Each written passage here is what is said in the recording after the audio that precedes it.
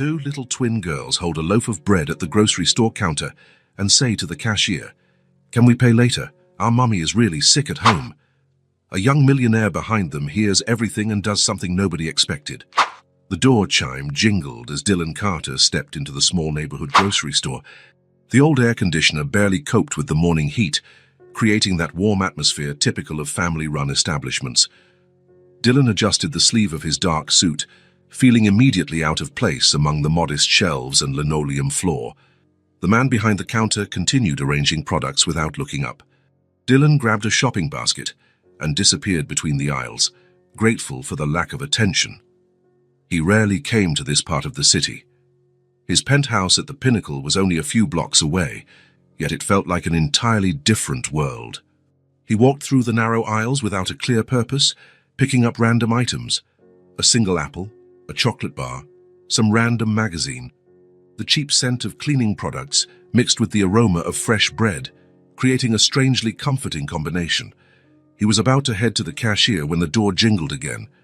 Two little girls entered the store, identical, with the same dark hair tied in messy braids and simple, worn-out dresses.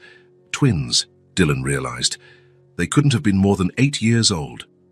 There was something about their posture, a mix of determination and nervousness that caught his attention.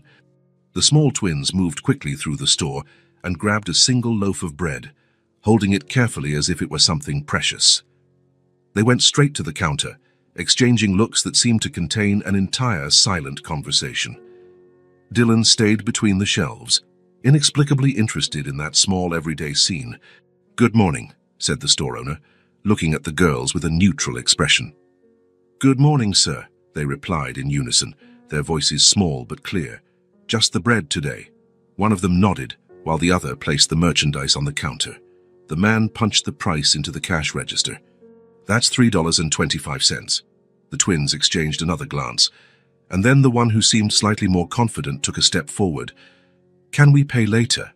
Our mommy is very sick at home," she said, the words spilling out fast as though they had been rehearsed, but her voice trembled slightly at the end.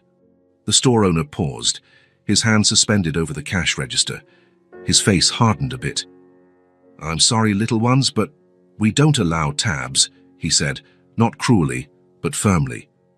"I can't make exceptions." "Please," insisted the other twin, stepping forward to stand beside her sister. "Mommy couldn't get up today and we have nothing to eat." The two girls remained there, holding hands, with a quiet dignity that seemed out of place in bodies so small. Dylan felt something strange in his chest, a feeling he hadn't experienced in a long time. Without thinking twice, he approached the counter. "How much is the bread?" he asked, his voice sounding louder than usual in the tiny establishment. 3 heads turned in his direction, surprised by the interruption. $3.25 due, the store owner replied. Dylan pulled a $20 bill from his pocket and placed it on the counter. "Take care of mine too and keep the change." The twins looked at him with identical expressions of surprise, their wide eyes reflecting a gratitude so genuine that Dylan looked away, uncomfortable with the intensity of that emotion. "Thank you, sir," they exclaimed together, almost in perfect sync. "We'll be able to pay when Mommy gets better." "No need to pay," Dylan replied, surprising even himself. "It's all right." The girls took the bread and hurried out, but not before turning back one last time and waving tentative smiles on their identical faces. "Good deed of the day," the store owner commented as he finished ringing up Dylan's items. Dylan nodded without answering, picking up his own purchases and stepping out into the sunny street. He was supposed to go back to his penthouse, to his scheduled meetings, to the organized life he had built. But his feet went the other way, the direction the twins had taken. He spotted them turning a corner, holding hands, the loaf carefully cradled by one of them.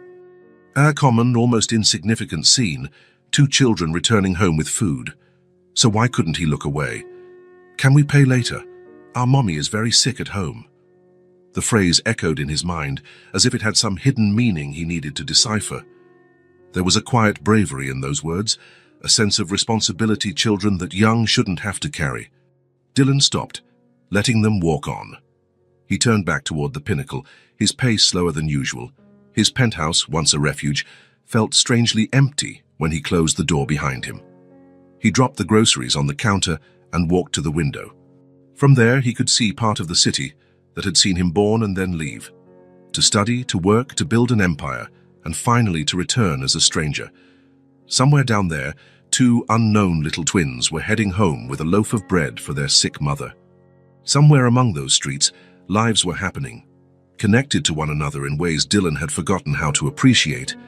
He picked up his phone, hesitated, then called his assistant. "Mark, I need you to find out something." He paused. Two twin girls, around 8 years old, dark hair in braids. They were at the grocery store on Maple Street this morning. They said their mother is sick. I want to know who they are and where they live. He hung up before being questioned about his sudden interest. He wouldn't know how to explain it. How could he say that a simple child's request in a neighborhood store had stirred something he'd been ignoring for years? Dylan sat down on the sofa, feeling the silence of the apartment in a new and uncomfortable way. For a brief moment in that grocery store, he had connected with something beyond himself, with those children's worry, their determination, the simplicity of a problem he could solve with a single bill. Problem solved, case closed. Then why couldn't he stop thinking about those small identical faces, those messy braids, those joined hands? For the first time in a long while, Dylan Carter was curious about someone besides himself, and part of him knew that this casual encounter had planted a seed that would change something in his perfectly controlled life. From the top of the pinnacle penthouse, the city looked like a neat toy, its pieces perfectly fitted. Dylan remained still by the floor-to-ceiling window, a forgotten glass of whiskey in his hand. The amber liquid reflected the sunset as the city's lights began to switch on one by one, like artificial stars. It was a view many would pay fortunes for. In fact, they did. The other floors of the pinnacle housed executives, celebrities, heirs, people Dylan knew by name but rarely by their stories. People like him, or at least, like he used to think he was. His phone vibrated on the coffee table. Dylan ignored it. It was probably Mark, his assistant, with information about the twins. Or one of the lawyers wanting to discuss the new acquisition on the West Coast. Or the restaurant manager, confirming his usual Friday night reservation, a table for one. It could all wait. For the first time in years, Dylan Carter was having a moment of clarity that didn't involve spreadsheets or contracts. He twirled the glass between his fingers, watching the city he had helped shape.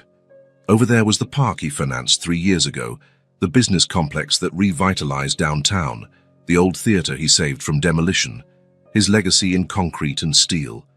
And somewhere down there,